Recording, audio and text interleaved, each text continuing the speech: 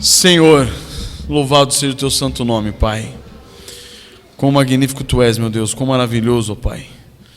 Louvado seja o teu nome sobre toda essa terra, meu Deus. Obrigado, Pai, por esse momento que estamos diante de ti, no estudo bíblico, ó Pai. Guia-nos, Senhor, no momento da abertura da sua palavra, que possamos ser direcionados por ti a contemplar Cristo no Antigo Testamento, Senhor. Louvamos o teu nome, Pai, por todas as tuas bênçãos, por todas as tuas maravilhas em nossas vidas, e pedimos, ó Pai, guia-nos para a honra do teu santo nome. Alcança o coraçãozinho, ó Pai, das nossas crianças, meu Deus. Eles que têm memorizado trechos da tua palavra, ó Pai, que essa palavra crie vida no coração deles, meu Deus, e eles sejam tocados pelo teu Santo Espírito. Desperta o coração das nossas crianças, ó Pai, para as realidades do teu santo evangelho, que elas sejam quebrantadas e humilhadas na tua presença, Pai. E a nós também, meu Pai, ajuda-nos a enxergar o nosso Senhor Jesus Cristo em tudo, em todas as coisas, para que o nome dele seja glorificado em nossas vidas sempre, ó Pai. Em nome do Senhor Jesus. Amém. Agora vamos todos falar juntos. Os papais e as mamães e as vovós decoraram? Vamos lá. Tiago 1:21. Portanto, despojando-vos de toda impureza e acúmulo de maldade, acolhei com mansidão a palavra em vós implantada, a qual é poderosa para salvar a vossa alma. Tiago 1:21. Amém, irmãos? Conseguiram fazer a associação desse versículo com Ezequiel 33? Nenhuma. Tem ligação nenhuma. Eu estava viajando, ou vocês estão viajando, como que está a situação? Então a mim foi dada a responsabilidade de achar Jesus no Antigo Testamento. Eu vou falar para vocês, não é fácil. Mas eu fiz aqui um bem bolado aqui hoje. E a gente vai tentar aplicar o Senhor Jesus no Antigo Testamento. Como nós vimos com o pastor Gessé na semana passada, ele falou sobre a rocha, lá em Refidim, a rocha que foi ferida. E eu não vou me arriscar a fazer as analogias que o Gessé faz, sem chance. Mas eu vou tentar então pegar a partir desse trecho de Ezequiel 33, a gente analisar e ver o que nós conseguimos encontrar de Cristo, não só aqui, mas como em passagens paralelas também. Abram comigo então Ezequiel 33, versículo 30 a 33.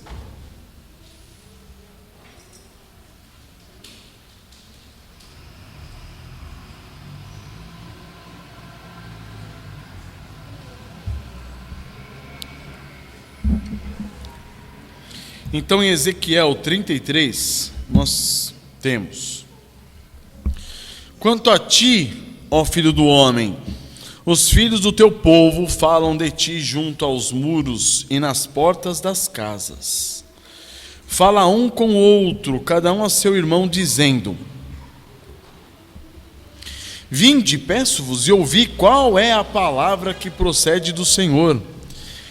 Eles vêm a ti como o povo costuma vir, e se assentam diante de ti, como o meu povo, e ouvem as tuas palavras, mas não as põem por obra. Pois com a boca professam muito amor, mas o coração só ambiciona lucro. Eis que tu és para eles como quem canta canções de amor, que tem voz suave e tange bem, porque ouvem as tuas palavras, mas não as põem por obra. Mas quando vier isto, e aí vem, então saberão que houve um profeta no meio deles. Vamos orar, irmãos? Senhor, dirija-nos, ó Pai, segundo a tua palavra, meu Deus, para a honra e glória do teu santo nome. Ajuda-nos, ó Pai, nessa manhã, a vermos as grandezas do teu santo evangelho na pessoa de nosso Senhor Jesus Cristo. E quão importante é que vejamos, encontremos a Cristo Jesus na Tua santa palavra, Pai. Guia-nos para a honra e glória do Teu santo nome, Pai. Amém. Então falaremos sobre Cristo Jesus como sendo uma rocha inabalável. Mas antes disso, eu queria pegar nesse texto aqui, que não tem rocha nenhuma, não tem pedra nenhuma aqui. Eu queria mostrar um contexto aqui desse trecho de Ezequiel. Ezequiel, nesse momento dessa profecia, ele está em Babilônia, está na Babilônia. Ele foi levado para a Babilônia na segunda deportação, juntamente com o rei Joaquim. A primeira deportação tinha sido feita com Daniel e os amigos dele, lembram? Misael, Ananias e Azarias. A família real está indo junto com o rei Joaquim e Ezequiel também, e outros cidadãos proeminentes e artesãos qualificados na segunda deportação de Judá para a Babilônia. E de lá é que Ezequiel escreve no versículo 21: no ano do 10º do nosso exílio, aos 5 dias do 10º mês, veio a mim um que tinha escapado de Jerusalém, dizendo: caiu a cidade. Versículo 22: ora, a mão do Senhor estivera sobre mim pela tarde, antes que viesse o que tinha escapado. Abrira-se-me a boca, antes de, pela manhã, vir comigo tal homem. E uma vez aberta, já não fiquei em silêncio. Então a boca do profeta tinha sido calada pelo Senhor durante 7 anos aproximadamente. Isso está no capítulo 3. Se a gente voltar para ver o capítulo 3 aqui de Ezequiel, a gente vai ler aqui, que está escrito, capítulo 3, verso 26. Olha só: farei que a tua língua se apegue ao teu paladar, ficarás mudo e incapaz de os repreender. Ou seja, Ezequiel já tinha repreendido tanto o povo, outros profetas como Jeremias tinham repreendido tanto o povo. O que acontece? O que Deus faz? Agora você, Ezequiel, vai ficar com a boquinha calada. Versículo 27: mas quando eu falar contigo, darei que fale a tua boca, e lhes dirás: assim diz o Senhor, quem ouvir, ouça, e quem deixar de ouvir, deixe, porque são casa rebelde. Então é nesse contexto que nós estamos. Deus falou para Ezequiel: você vai parar de falar, você já exortou demais o povo não te deu ouvido, agora você vai ficar quietinho. E 7 anos Deus calou a boca do profeta. Tanto que agora, quando ele traz de novo o profeta a trazer as profecias, é o capítulo 33, onde nós vemos o que? Os deveres do verdadeiro atalaia. Vocês devem conhecer esse capítulo aqui. Os deveres da pessoa que foi chamada como atalaia, foi colocada como atalaia. E aí Deus fala o seguinte: se ele está lá como vigia, como atalaia, se ele vê o inimigo chegando e ele avisar o povo de que o inimigo está chegando, o que vai acontecer? Ele está livre do sangue do povo. Se o povo lutar contra o inimigo e vier a morrer, ou não lutar e não morrer, ele está livre. Mas se vindo inimigo, ele não avisar o povo, aquele que morrer, ele se torna culpado do sangue daquele que morrer por causa do inimigo que ele não avisou que estava chegando. E aí ele está falando o que com isso? Ele está falando para Ezequiel: filho, vamos lá, fala. Agora você vai pregar, agora você vai anunciar, agora você vai exortar esse povo para que eles voltem à sensatez. Então, aqui, Deus está chamando Ezequiel de volta, que retorne à atividade, com a exortação divina sobre o verdadeiro atalaia. E aí no versículo 23: então veio a minha prova do Senhor, dizendo: filho do homem, os moradores desses lugares desertos da terra de Israel falam, dizendo: Abraão era um só, no entanto possuiu esta terra. Ora, sendo nós muitos, certamente esta terra nos foi dada em possessão. Então Deus está falando, olha o que esse povo está falando, esse povo está pensando: Abraão era um só, Deus cuidou deles e deu a terra. Deus cuidou dele e deu a terra para ele. Nós somos muito, certamente Deus vai nos dar essa terra em posse. Aí Deus está dizendo no versículo 25: dize-lhes, portanto, assim diz o Senhor Deus: comeis carne com sangue, levantais os olhos para os vossos ídolos e derramais sangue, porventura a vez de possuir a terra?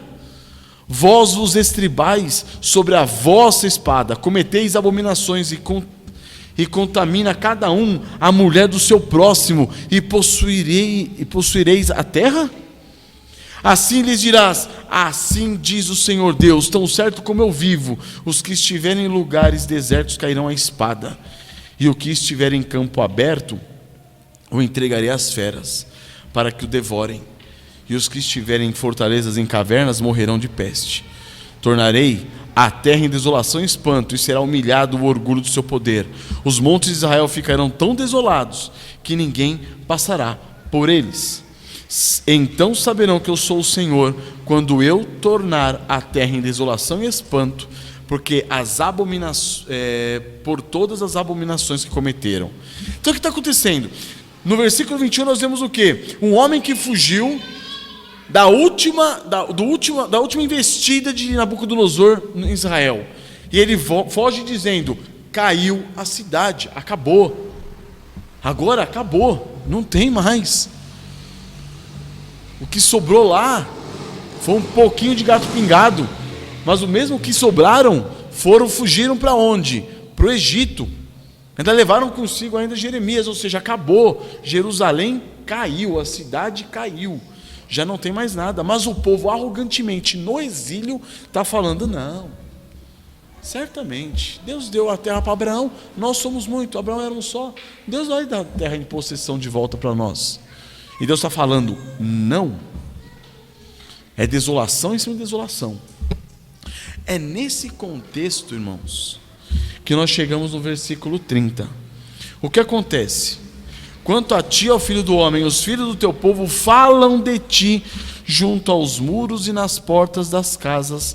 Fala um com o outro, cada um a seu irmão, dizendo: vinde, peço-vos, ouvi qual é a palavra que procede do Senhor. Ou seja, Ezequiel voltou a profetizar, e o povo está falando: gente, o profeta voltou a profetizar, vamos lá ouvir o que ele tem a dizer a nós, qual a palavra que tem da boca do Senhor para nós, vamos lá.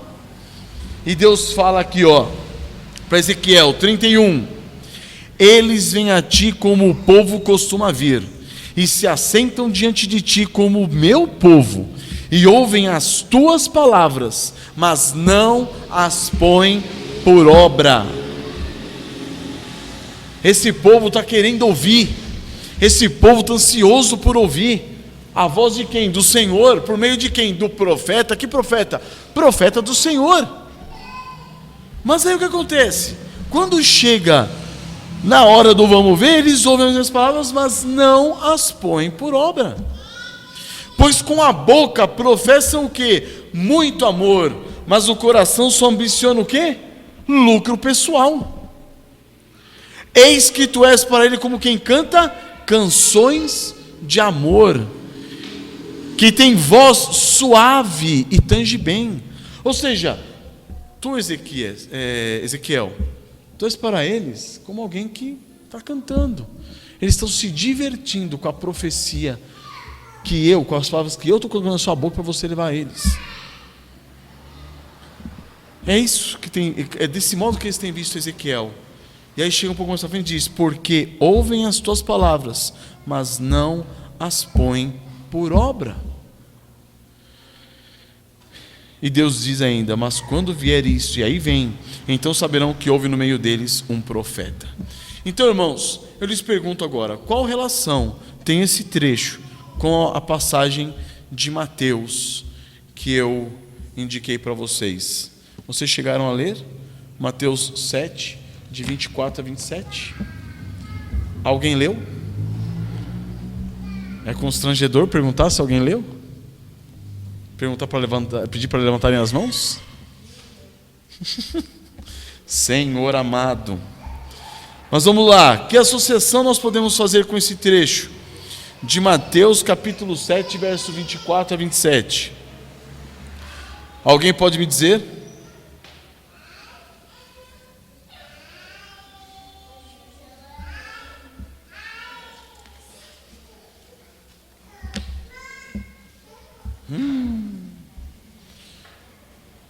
Esse silêncio diz muito. Fala aí, Odin. Acho que o Jim quer falar, hein, André?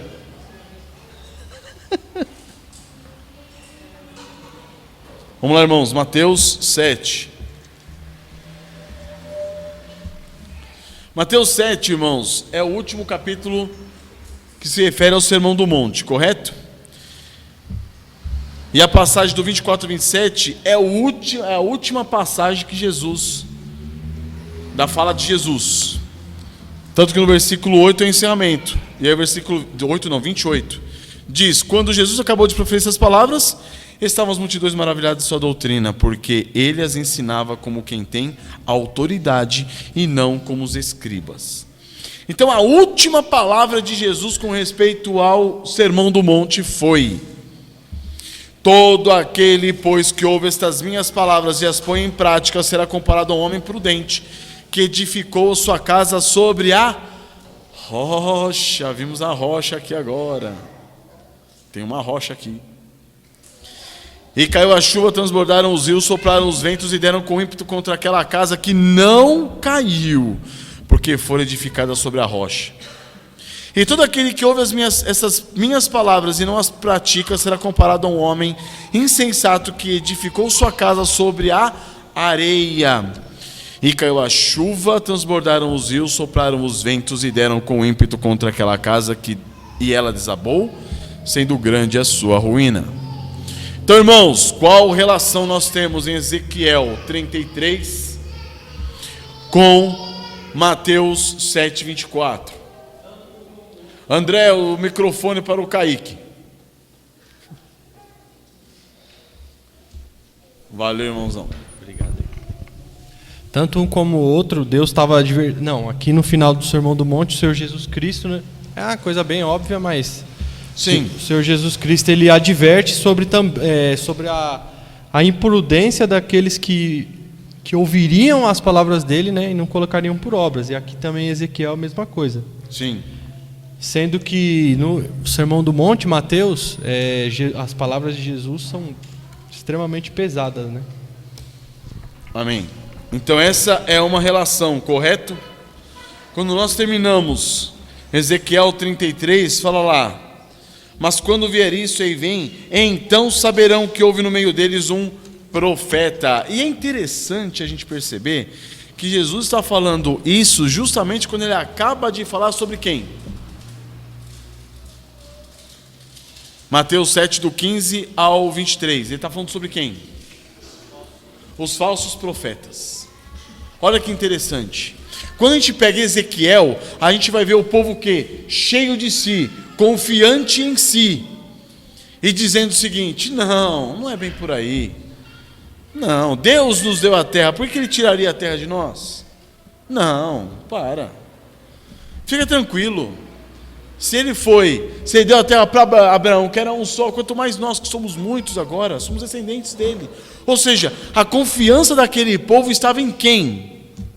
Neles mesmos. A confiança daquele povo estava em si mesmo. Eles confiavam neles. Então, lá em Ezequiel é mostrado o quê?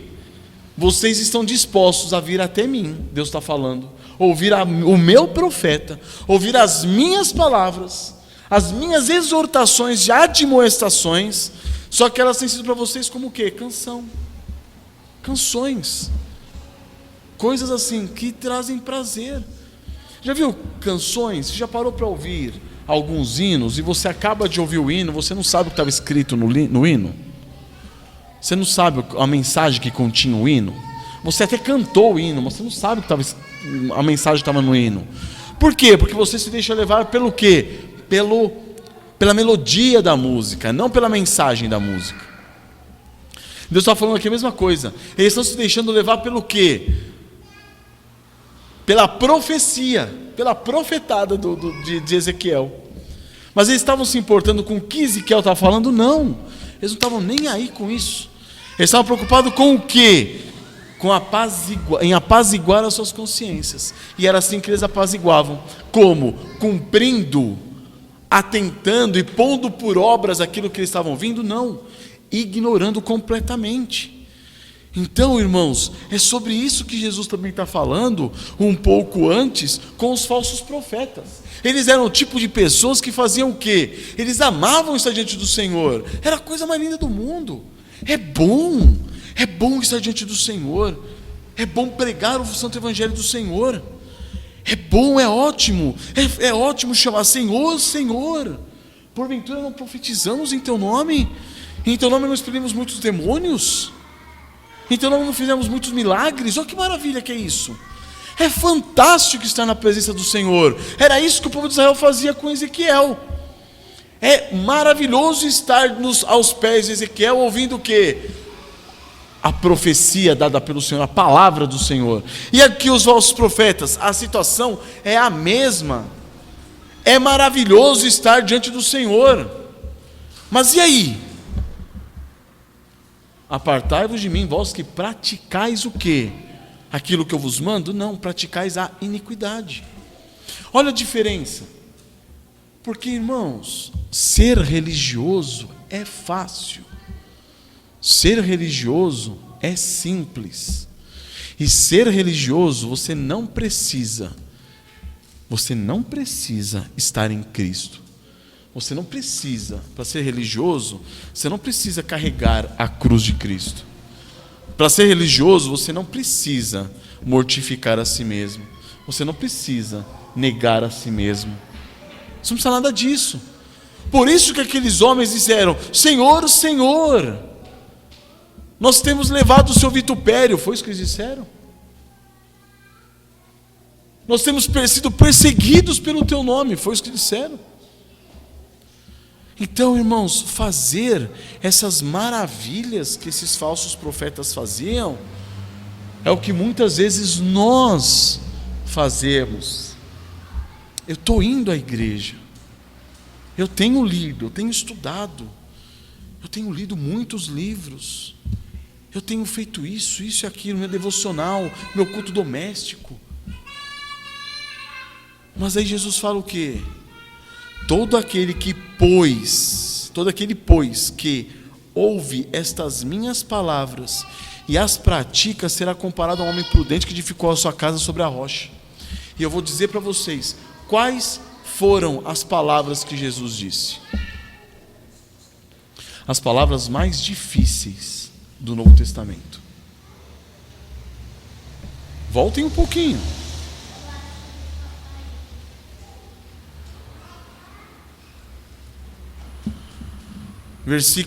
Capítulo 5, versículo 1. Bem-aventurados os humildes de espírito, porque deles é o reino dos céus. Irmão, aquele que lê isso e consegue se colocar numa posição de humildade, irmãos, não entendeu nada. Olha a dificuldade. Bem-aventurados que choram, porque serão consolados. Eu sofro demais, eu choro demais. Não é desse choro que está falando, não. Bem-aventurados mansos, porque herdarão a terra. Alguém brando, dócil, terno. Bem-aventurados misericordiosos. Bem-aventurados que têm fome e sede de justiça. Não é de fome e sede de justiça social. Bem-aventurados misericordiosos, porque alcançarão misericórdia. Bem-aventurados os limpos de coração. E daí vai, irmãos. Bem-aventurados sois, bem-aventurados os perseguidos por causa da justiça, versículo 10. Versículo 11, bem-aventurados sois quando por minha causa vos injuriarem, vos perseguirem, mentindo, disserem todo mal contra vós. Regozijai-vos, exultai, porque é grande o vosso galardão nos céus, pois assim perseguiram os profetas que vieram antes de nós. Meus irmãos, parem, vamos parar e nos colocar nessa situação, nessa condição, diante de tudo aquilo que nós já vimos, de países que têm sofrido perseguição. Imagine se você nessa situação, você sendo perseguido, você sendo injuriado, e as pessoas mentindo contra você, acabando com a sua reputação de cristão certinho. Regozijai-vos e exultai, porque é grande o vosso galardão nos céus. É disso que Jesus está falando. Coloque isso em prática. Mas não para só por aí. Jesus também está falando o quê? Sobre ser sal e luz, ser sal e luz. Jesus está falando também sobre o quê? Homicídio não é você chegar e matar a pessoa, é você ter ódio no coração e raiva, amargura, rancor no seu coração com uma determinada pessoa. Adultério não é você sair com a mulher do seu próximo, é você ter pensamentos no seu coração, na sua mente. Também fala do que? Da vingança, fala do amor ao próximo. Ouviste que foi dito no versículo 43: amarás o teu próximo, odiarás o teu inimigo. Eu, porém, vos digo: amai os vossos inimigos e orai pelos que vos perseguem. É disso que Jesus está falando. É disso que Jesus está falando lá no finalzinho do versículo 7. É desse tipo de mensagem que Jesus está falando assim, ó: bem-aventurado você, se você a colocar por obra, se você a colocar em prática. Porque você colocando em prática vai mostrar o quê? Que você está edificando a sua casa sobre quem? Sobre quem? Quem? Não o quê? Quem? Cristo.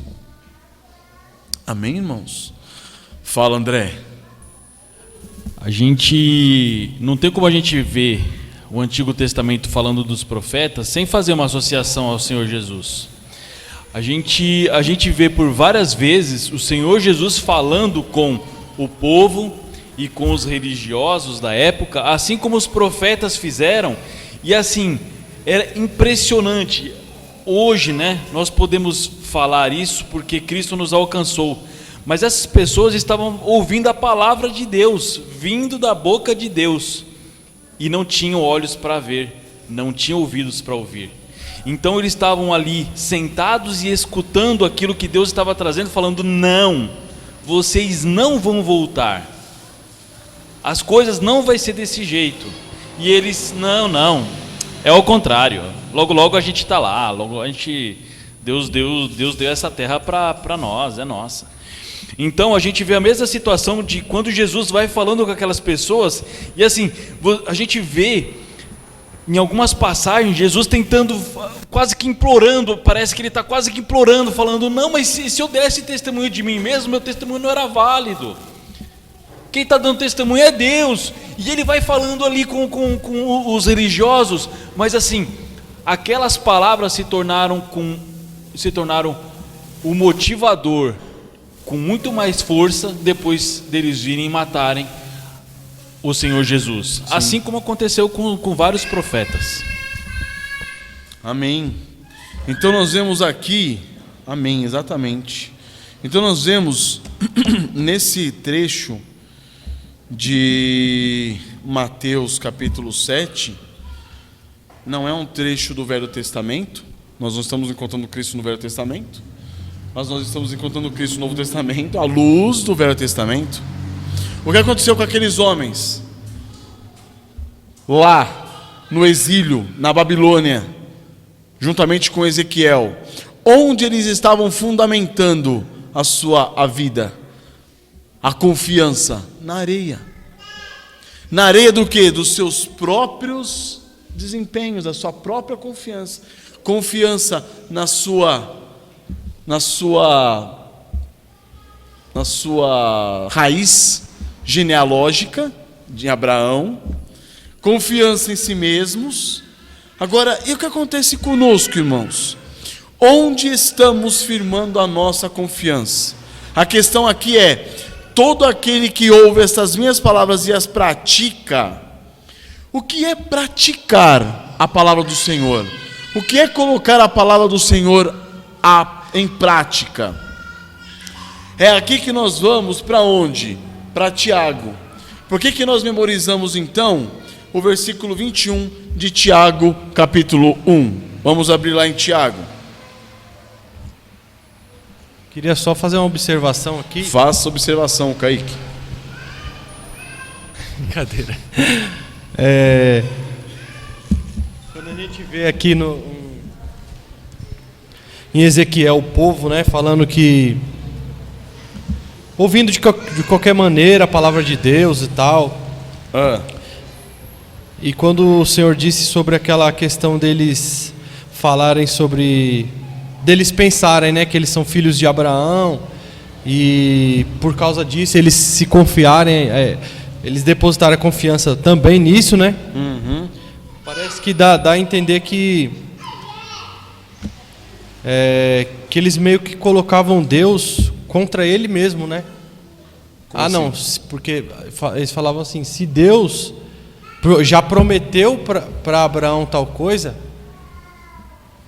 então de maneira nenhuma Deus pode se contradizer a si mesmo, então a gente está tranquilo. Então eles descansavam, eles tinham um falso descanso, né? Na promessa de Deus, achando que Deus, ele limitando, né, Deus, né? Sim. E muitas vezes nós fazemos isso. Irmãos, como nós já vimos, a palavra do Senhor, quando anunciada, ela gera o quê? Vida. E essa vida gera o quê? Envolvimento. Envolvimento com a palavra do Senhor. Ela leva-nos a quê? A praticá-la. O que Jesus está falando aqui, e quando nós vamos para Tiago, a gente percebe o seguinte, Tiago 1, 21. Vamos pegar do 19. Olha só que interessante Tiago falando, prestem atenção.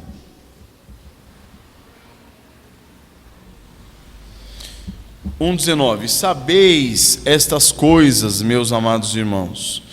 Todo homem, pois, seja pronto para ouvir, tardio para falar, tardio para se irar, porque a ira do homem não produz justiça de Deus.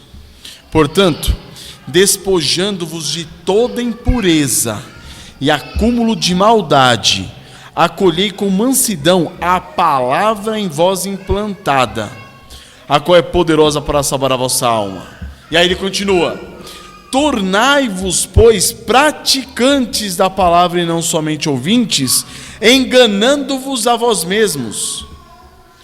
Porque se alguém é ouvinte da palavra e não praticante, assemelha-se ao homem que contempla no espelho o seu rosto natural, pois a si mesmo se contempla e se retira, e para logo se esquece de como era a sua aparência. Mas aquele que considera atentamente na lei perfeita, lei da liberdade, e nela persevera, não sendo ouvinte negligente, mas operoso praticante, esse será bem-aventurado no que realizar. Se alguém supõe ser religioso, deixando de refrear a sua língua, antes enganando o seu próprio coração, a sua religião é vã. A religião pura e sem mácula para com Deus, para com nosso Deus e Pai é esta: visitar os órfãos e as viúvas nas suas tribulações, e a si mesmo guardar-se incontaminado do mundo. Olha o que Tiago mostra, irmãos. O Tiago, ele é bastante direto nas afirmações dele. Ele é bem duro naquilo que ele apresenta. Então ele começa dizendo que todo homem, por favor, esteja disposto sempre o quê? A ouvir. Seja tardio em falar. Não esteja disposto a ficar ensinando. Esteja disposto a você parar e ouvir. Ouça. Aprenda. Por quê? Porque está falando o seguinte: acolham com mansidão essa palavra que foi dada a vocês.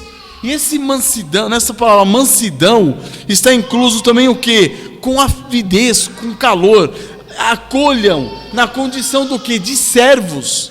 Do servo que tem que ouvir a palavra e colocar essa palavra em prática. É nesse sentido que Tiago está falando. Não se rebele, não mostre-se irado, não mostre-se revoltoso à palavra que está sendo colocada diante de você. Esteja pronto a ouvir, fale pouco, ouça. Às vezes a gente fala demais, irmãos. E já perceberam isso? Dizem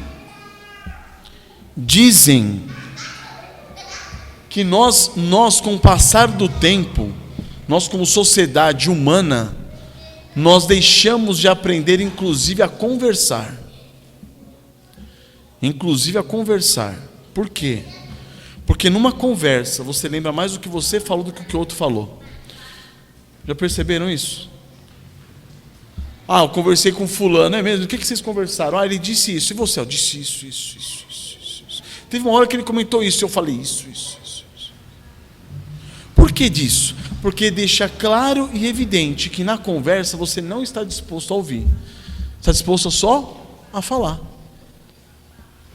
Isso é muito claro, isso faz parte de nós, seres humanos. É por isso que Tiago está falando assim, todo homem esteja pronto para ouvir, tardio para falar, tardio para se irar. Já conversou com uma pessoa que ela fala uma coisa, você vai, contradiz o que ela expôs, mas daqui a pouco ela está reafirmando aquilo, ela falou, você está falando assim, você não escutou o contraponto que eu te apresentei? Não, ela não ouviu. Ela não se atentou. Ela não ouviu o que você falou. Por isso que numa discussão, irmãos, uma discussão entre cristãos é a coisa mais patética que existe. Porque ambos, numa discussão, estão tentando o quê? Puxar a sardinha para o seu lado. Cada um está puxando a sardinha para o seu lado. E o outro, não se iluda, o outro não está te ouvindo. E não se engane, porque você também não está ouvindo o outro. Tiago está falando, esteja pronto para ouvir, seja tardio para falar, e seja tardio para se irar. E aí ele continua dizendo que acolha com mansidão a palavra em vós implantada, mas antes disso, despoje-se do que? De toda impureza e acúmulo de maldade. Compreendem? E ele fala, acolha com mansidão a palavra em voz implantada, porque a palavra em voz implantada é o Evangelho, e esse Evangelho é poderoso para salvar a vossa alma. Acolha com mansidão, receba essa palavra e sujeite-se a ela. E aí que ele continua, porque você vai fazer como aquele homem que vai diante de um espelho, quando vira o rosto ele já esqueceu da sua aparência, e não é isso que acontece conosco, irmãos. Qual tem sido a disposição do nosso coração? Porque quantas vezes nós ouvimos a mensagem, saímos da porta para fora e a gente não lembra o que foi falado. Acontece ou não acontece isso? O que mesmo foi falado pelo pastor Gessé na semana passada? Não estou lembrando. O que é isso? É a pessoa que não está com o coração disposto a sujeitar-se à palavra de Deus. É a pessoa que não está acolhendo com mansidão a palavra que está sendo exposta, está sendo colocada, está sendo implantada, a palavra do Evangelho. Ela não está disposta a ouvir. Ela vira as costas e faz o quê? Ela esquece-se. É disso que Tiago está falando. Quem não é praticante da palavra, ele é como quem? Como alguém que, como um homem que contempla num espelho o seu rosto natural, virou as costas, ele já não lembra mais dos problemas do seu rosto. Já viram que a gente vai ao espelho? A gente vai até o espelho para ver se tem alguma coisa fora do lugar, não é isso? Se você sabe que está tudo redondinho, você não precisa de espelho. Você vai no espelho porque a situação está feia. O cabelo está torto, o negócio está uma mancha, uma sujeira. Não é isso? Alguma coisa está de errado que eu vou para o espelho. A pessoa vai para o espelho, vê o que está de errado no espelho, vira as costas e esqueceu o que está de errado no espelho. Ela não corrigiu. É desse sentido que Tiago está falando. Ele fala que esse homem vai ao espelho, contempla o seu rosto natural, pois assim mesmo se contempla, se retira e logo esquece de como estava a sua aparência. Aí ele vai fazer o quê? Vai colocar em oposição esse homem, mas com aquele que ouve, mas aquele que considera atentamente na lei perfeita, lei da liberdade, e nela persevera, não sendo ouvinte negligente, mas operoso praticante, esse será bem-aventurado no que realizar. Estão percebendo, irmãos? Nós muitas vezes ouvimos, recebemos, acolhemos, quer dizer, ouvimos a palavra, mas não acolhemos essa palavra como implantada em nós. Por quê? Porque nós não nos despojamos de toda impureza e acúmulo de maldade. Nós ainda estamos fazendo como os israelitas no exílio, confiados em si mesmos, confiados em Abraão, confiados nas promessas de Deus, como falou o Kaique. A palavra sendo dada, a exortação sendo imposta, a admoestação sendo explicitada. E o que acontecia? Eles estavam lá ouvindo quem? Ouvindo o profeta cantar canções. Como quem canta canções, eles estão se deleitando naquilo que você está falando, Ezequiel. Irmãos, é isso que tem acontecido conosco, e não só no meio aí evangélico, mas no meio reformado. Quantas pessoas vão à internet para buscar o quê? Mensagem que bate. Aquela mensagem, aquele pastor bate. Meu, que mensagem. Virou as costas, e aí? O que surtiu na sua vida? Nada. Você fala assim, você gosta de apanhar? Não, eu não gosto de apanhar. É uma música que ele está ouvindo. Porque se ele tivesse sido alcançado por aquela mensagem, e aquela mensagem tivesse tocado o coração dele, teria caído de joelhos, arrependido. Pessoas desse nível, pessoas que vão buscando mensagens profundas, bíblicas, mensagens duras, mensagens que batem, mensagens que são pessoas hipócritas. São hipócritas, porque a vida não foi mexida, a vida não foi transformada. Eles não colocaram em prática. Sabe onde eles estão fundamentando as suas vidas? Em areia.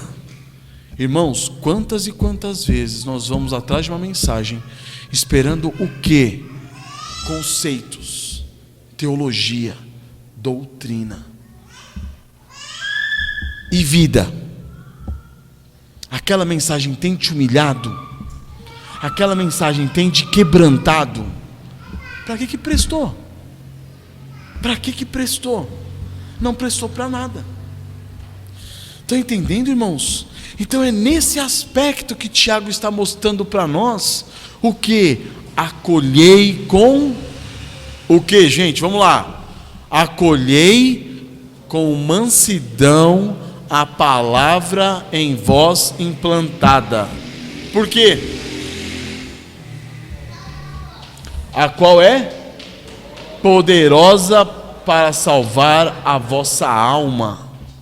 Irmãos, mensagens têm sido pregadas para nós, mensagens poderosas, mensagens bíblicas, poderosas para salvar a nossa alma. E o que nós temos feito? Negligenciado. O que nós temos feito? Como diz o Benjamin, entra por aqui, entrou por aqui, saiu por aqui. Não é isso? Então, irmãos, mas como? Como que nós podemos então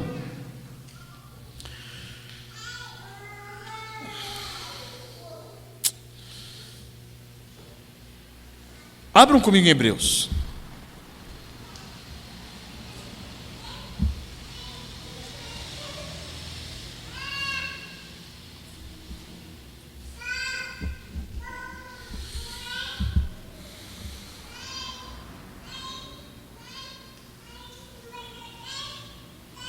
Abriram em Hebreus, capítulo 4.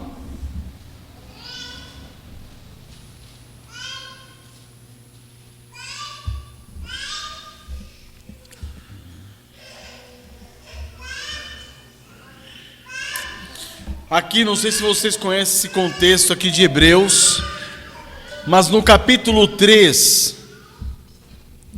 o autor de Hebreus está dizendo, no versículo 7: hoje, se ouvirdes a sua voz, não endureçais o vosso coração, como foi na provocação no dia da tentação do deserto, onde os vossos pais me tentaram, pondo-me à prova, e viram as minhas obras por 40 anos. Por isso me indignei contra essa geração e disse: estes sempre erram no coração, eles também não conheceram os meus caminhos. Assim jurei na minha ira, disse o Senhor, não entrarão no meu descanso. E o autor de Hebreus continua: tende cuidado, irmãos, jamais aconteça haver em qualquer de vós perverso coração de incredulidade, que vos afaste do Deus vivo. Irmãos, esse trecho de Hebreus, ele mostra para nós a possibilidade do crente perder a salvação. Mas calma aí, a salvação não é eterna? Ela é eterna. Não há segurança na salvação? Há segurança na salvação. Mas há aqueles que se dizem crentes, acham-se crentes, acham-se cristãos, como aquele povo havia sido tirado do Egito, e achava-se o quê? Povo de Deus, mas permanecia como? Endurecido nos seus próprios corações. O que aconteceu com aquele povo? Deus disse: jurei na minha ira, não entrarão no meu descanso, não entrarão na terra prometida, não entrarão na cidade celestial. É de nós sendo falado. Existe uma maneira de se conciliar a verdade da segurança da salvação com a verdade da apostasia. Existe apostasia, e é disso que está sendo falado aqui.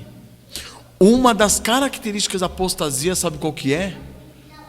É a gente ouvir a palavra do Senhor e não acolher com mansidão essa palavra em nós implantada, não colocando ela em prática, tornando-se o quê? Ouvinte negligente e não operoso praticante. Esse é um meio. Na realidade, não é um meio de você se tornar um apóstata. Na verdade, pode ser um sintoma de que você está se tornando um apóstata. Ou pode ser um sintoma de que você está, no mínimo, doente espiritualmente.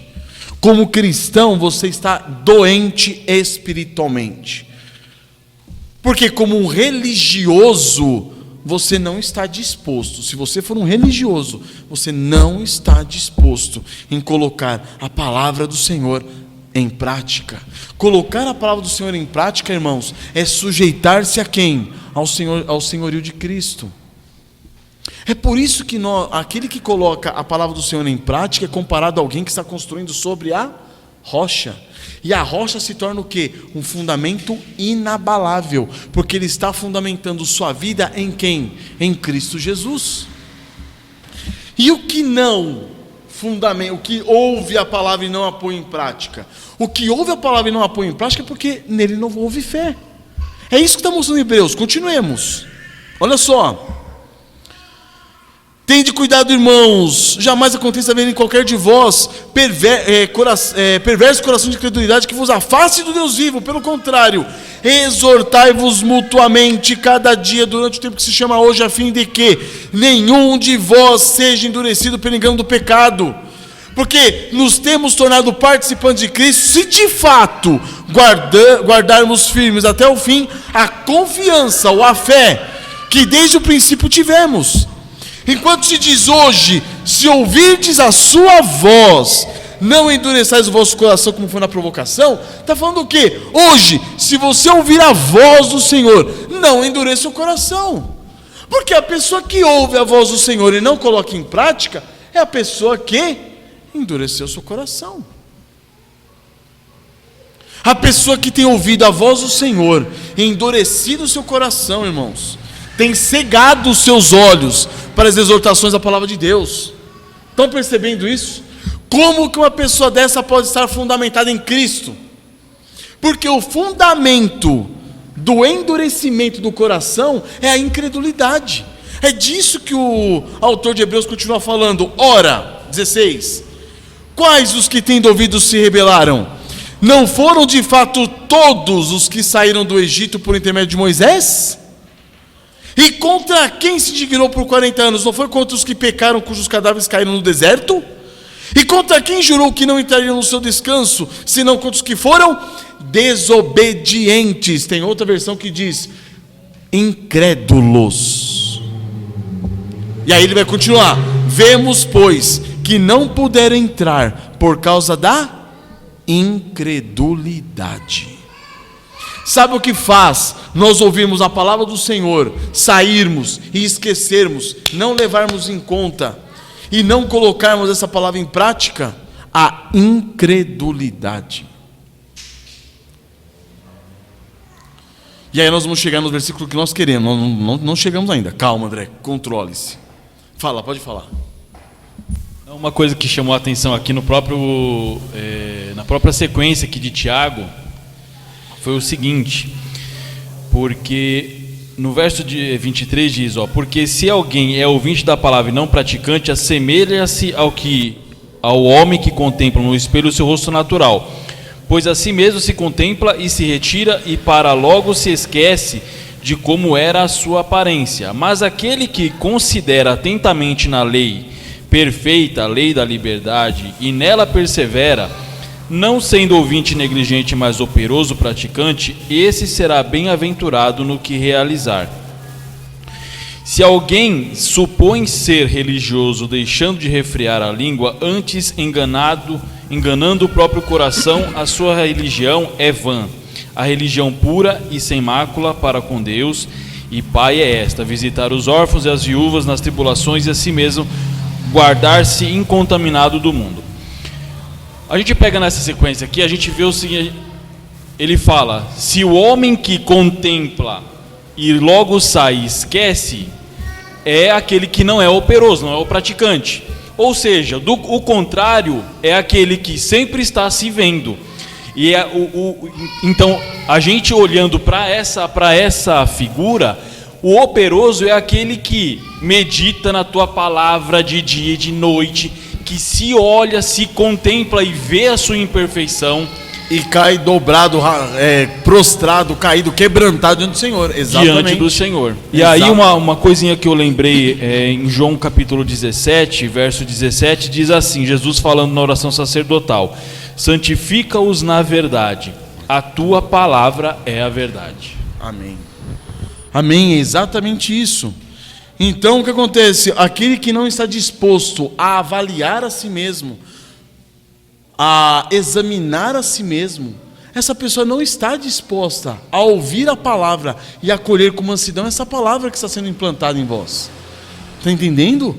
E aí nós chegamos no versículo 1 do capítulo 4 de Hebreus. Temamos, irmãos, entendam isso. Essa palavra, essa mensagem está sendo direcionada a quem? A nós, cristãos.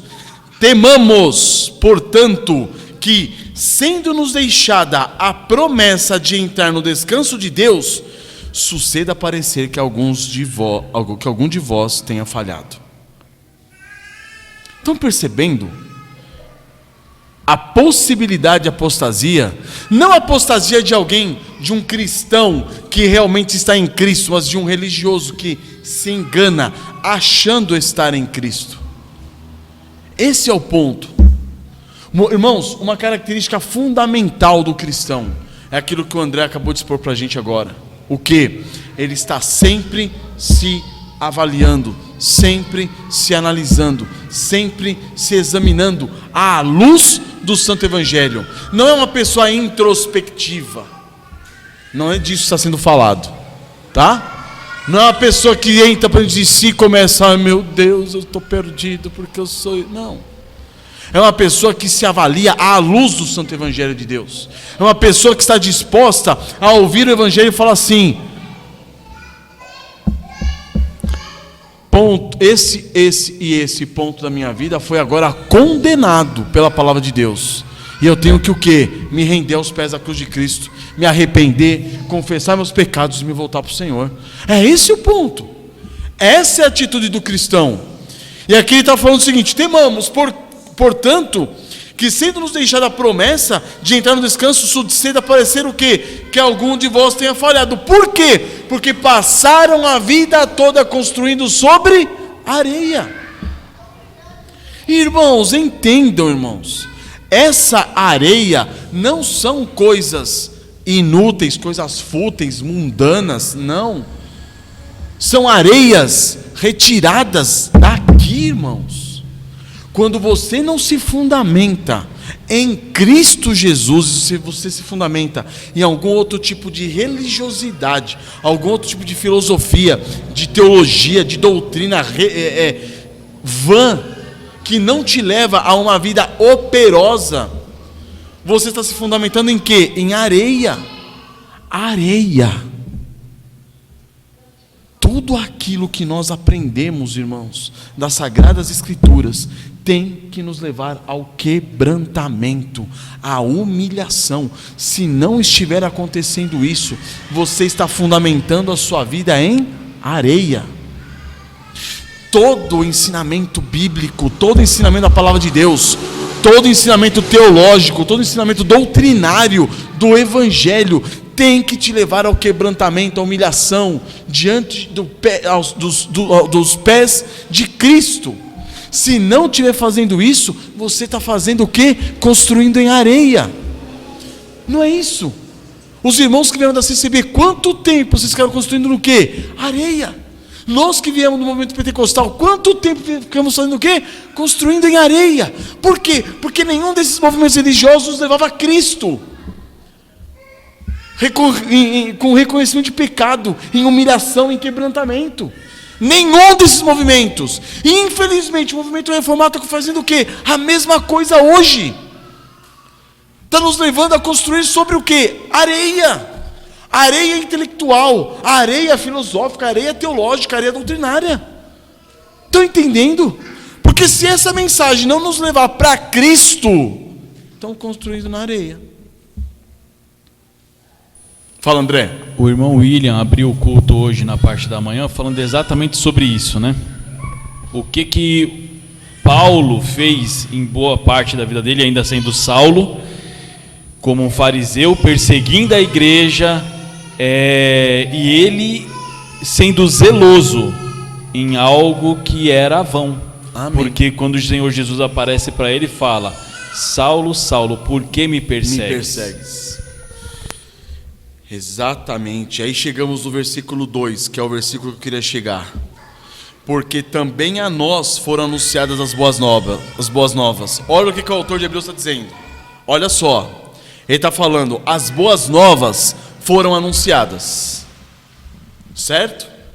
As boas novas foram anunciadas. As boas novas encontrarão dois tipos de pessoas. Olha o que ele vai falar.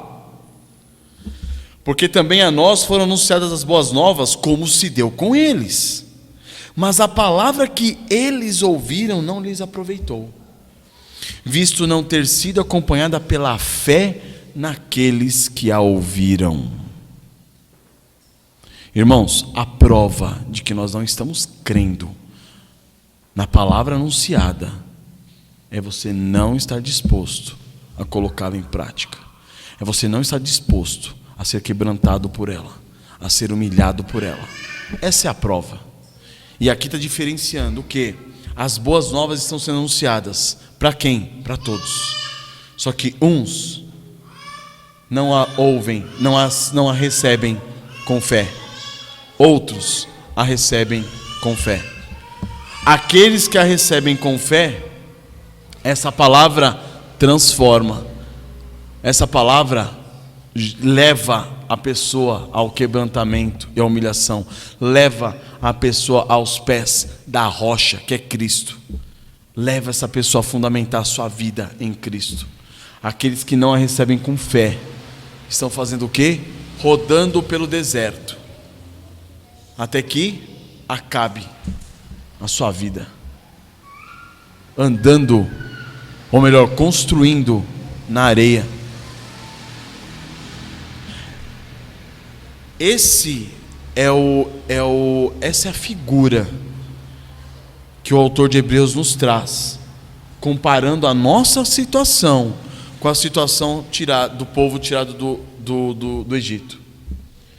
Quando Deus tira aquele povo do Egito, Deus tirou aquele povo mostrando o quê? Vocês são meus. Mas uma boa parte daquele povo ficou prostrado onde? No deserto. Não entraram na terra prometida. Por quê?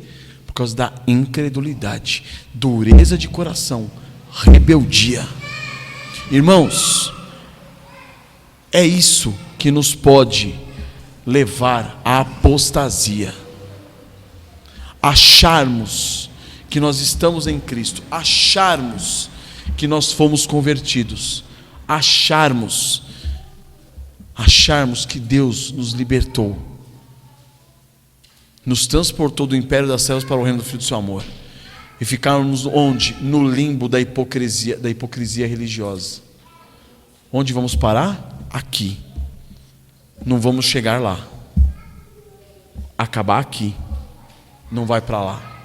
E tem exemplos de homens como Demas, homem que foi ativo na pregação do evangelho, juntamente com Paulo, que aconteceu o quê? Amou o presente século. O que é isso?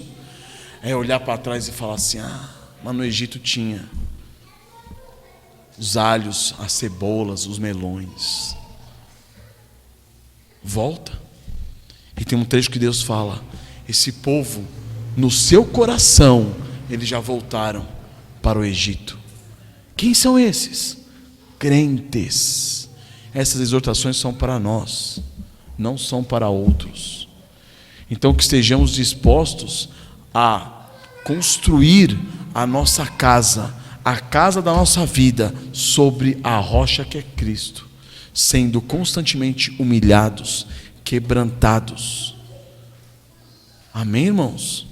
Porque se a palavra que você está ouvindo não te levar ao quebrantamento e à humilhação, você está construindo sobre areia. Eu estou numa igreja, a pregação é dura. O que está acontecendo com você? Nada. Não adiantou nada. Não adianta nada. É tudo fútil, é tudo vão, é pura areia. Então, estejamos prontos para ouvir, tardio para falar. O Senhor quer nos ensinar. Às vezes a gente se preocupa em ensinar os outros. Vamos nós aprender. Às vezes a gente se preocupa em pregar para os outros. Vamos nós ser confrontados pelo Evangelho. Amém, irmãos? Eu adiantei 10 minutos, quer dizer, passei do horário em 10 minutos, mas eu estava ainda estou no lucro ainda, porque economizei 15 minutos na pregação anterior. Então vocês não podem reclamar. Amém, irmãos? Algum comentário? Não? Ricardão? Não? Quem? Não? Karine? Oi?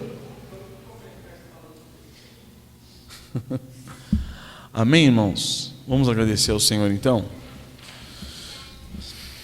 Pai, perdoa os nossos pecados, meu Deus, que são muitos. Quão negligentes temos sido, ó Deus, temos sido diante da Tua palavra. Quanto prazer temos mostrado, ó Pai, em ouvir palavras bíblicas, sermões bíblicos, em buscar, ó Pai, mensagens que confrontem o nosso ser, mas quão dispostos estamos, ó Deus, de sermos transformados por Ti.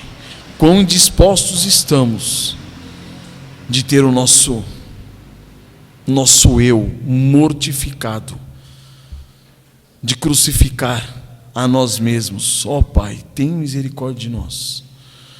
Ajuda-nos, ó Deus, a firmar a nossa vida na rocha que é o nosso Senhor Jesus Cristo, a rocha inabalável. Somente nele, ó Deus, que a nossa vida não será abalada de modo algum. Pode vir tempestade, pode vir demônios, diabo, pode vir quem for, ó Pai. Se estivermos fundamentados em Cristo, nele permaneceremos. Ó Senhor, ajuda-nos, ó Pai, a enxergarmos que precisamos ser mortificados dia após dia. Esse é o fundamento do Santo Evangelho, Pai. É isso que nos leva a colocar a Tua palavra em prática. Abra os nossos olhos, ó Pai, e dá-nos disposição em aprender de Ti, em nos sujeitar a Ti, nos humilhar na Tua presença. Tira de nós, ó Pai, a disposição de ensinar, de falar, de querer ser ouvido. Quebranta-nos, humilha-nos. tem misericórdia de nós. Leva-nos ao Senhor Jesus Cristo e a Ele somente, que o nosso prazer, a nossa vida, a nossa alegria esteja em Cristo Jesus nosso Senhor, para que o Teu nome seja glorificado, ó Pai, por meio do Teu Filho amado, em quem Tu tens todo o Teu prazer. Nós Te louvamos por tudo, Pai, em nome do Senhor Jesus, e agradecemos esse período da manhã que tivemos o culto de adoração, o estudo bíblico. Te peço nesse momento, Pai, que conduza-nos aos nossos lares, que possamos ter, ó Pai, um dia do Senhor devotado a Ti somente, que possamos agora, ó Pai, receber nossos irmãos em casas, ir à casa dos nossos irmãos, comungar, ó Deus, das bênçãos que Tu tens feito em nossas vidas e de como Tu tens nos quebrantado, ó Pai, com a Tua palavra. Ajuda-nos, ó Pai, a enxergarmos quem realmente somos, para que o Teu nome seja glorificado, tanto nessa igreja, entre os irmãos, como lá fora, entre os incrédulos, Pai. É o que Te pedimos e rogamos, em o nome do Senhor Jesus Cristo, para a Tua glória, Pai. Amém.